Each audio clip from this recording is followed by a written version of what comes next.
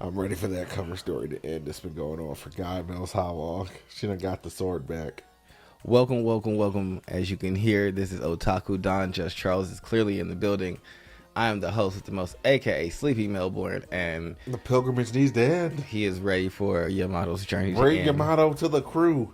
Imagine having Miss Mallet out here smacking people with mallets in So- Giant Land. I'm not necessarily the biggest proponent of Yamato to the crew, but in light of certain revelations in this chapter, if you guys haven't read, this is going to be a review of chapter 1155 titled The Rocks Pirates. But yeah, in light of this chapter, if Loki happens to join Blackbeard, then I'm cool with Yamato joining.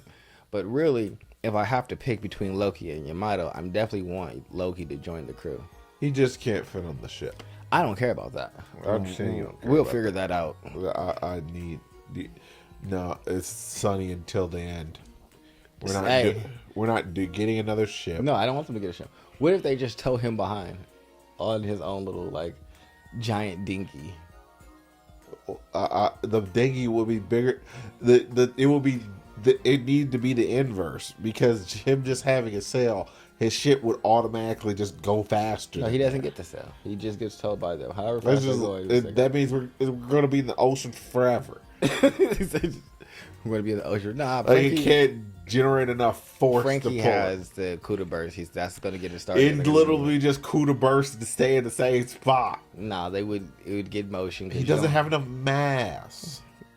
We'll see, because I don't know. But regardless, let's get into the chapter. We start where we left off. Rox is having a conversation with Loki, who is sat up at this point and is no longer crying, commenting on this is the first time that he's seen humans, and saying that they're kind of puny, which is pretty much exactly how his father felt about humans as well when he first met them. He said, "Oh, I mean, these he are tiny is dolls." basically early adolescent looking at like, we're 5 fully grown men. Like, yeah." yeah, I'm the biggest human in the face of the world. You are? Man.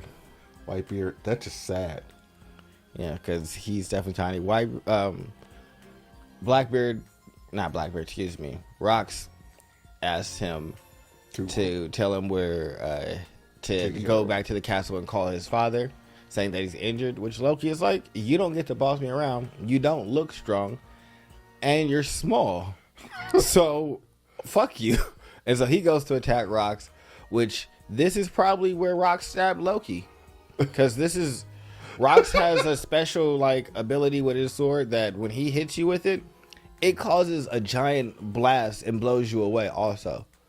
So he slashes Loki, sending him flying back, and it's like, yo, ah, ha, ha. There we have it. Loki has been seriously hurt. So since Loki wouldn't just go back to the castle saying he was seriously hurt, Rox seriously injured Loki, and I'm assuming took him back to the castle to let them know that he was seriously hurt. But before that, we get a good little flashback of how Rox met Emu. Don't know how Rox knows about Emu. We have lots of questions, but inside of these translations, and I'm going to wait for the officials before I fully give like my theories on like what this means. Because the early leaks said Rox was a fan of Davy Jones, and here it says Rox claimed to be a Davy Jonesian pirate, and it's like, well, Rox didn't have a flag and wasn't claiming to, and didn't have his own pirate crew. But if he was originally a pirate, was he on Davy Jones's crew? So just lots of things to like consider. I would say depending. The verb Davy Jonesian means he carries himself as Davy Jones. That's how I interpret But yeah, that sentence. oh no, that's what I mean. But if you say Davy Jonesian pirate, then you already have the title of pirate. Where before it just seems like him and this crew aren't necessarily a pirate crew right now. Like they just kind of like he's gathering all of his forces before he starts his like pirating adventure. If he even really does piratey things. Well, he does. He stole the Titterbeetle's money. He started attacking other, other pirates once he got on the sea. Stealing money from the Tenryubito is not a bad thing. It's just like That is fair. that's is like, and then attacking other pirates. Also, not necessarily bad. We've met like if you're inside of Shanks' fleet, all right, you're probably cool. Your Shanks are cool.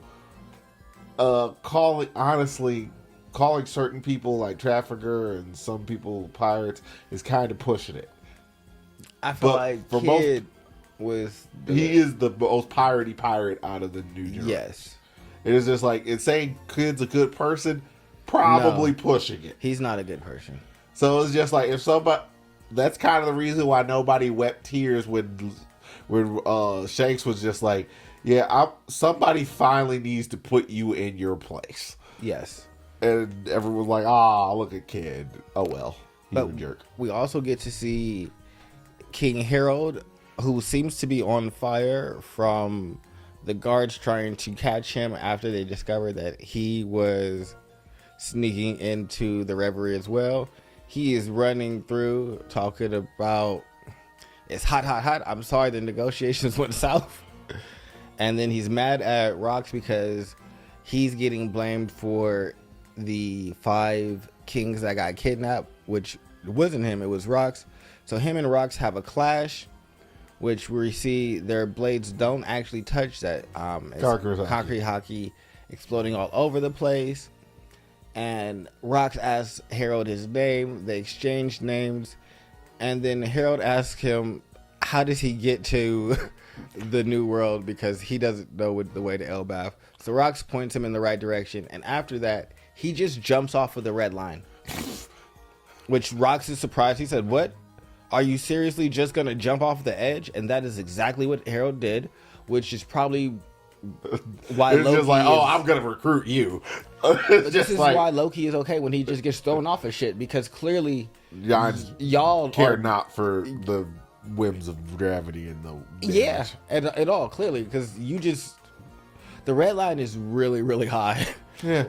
No, but it's like bigger than giants, like much bigger than No, giants. I understand that, but that's like, you know how some people can dive off of really high bridges and survive? Yeah. Kind of the same thing, except for, I mean, well, but is the red line further larger than the fall from like the top of Yggdrasil to hell? That's a fair statement. Not sure. And Loki survived that as like a child. I'm pretty sure he probably just jumps down there now. I mean, yeah, he does. He just keeps going down there. Whee! But we get to return back to Elbaf, where we see Harold has returned because Loki was injured, saying that he's happy that he was able to turn the corner before he made it back, but that is why he returned. And Loki seems kind of happy. Dad really came back. He does chalk it up to just being a coincidence, but clearly we see a little bit of the Loki that wants to feel love and connection is still inside of there. And then we have Rox and Harold having a reunion with Rox talking about, I missed you, Harold.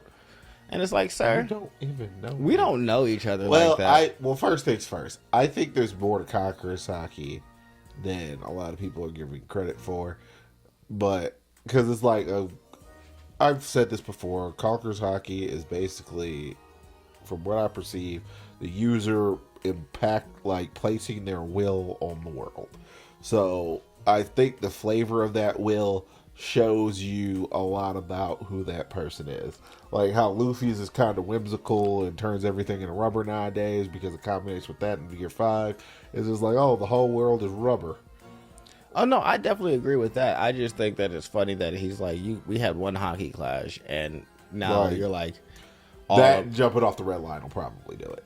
yeah, and now you're all about me. And it's really like, I don't necessarily want to join your crew. And I think you guys shouldn't be on this crew either.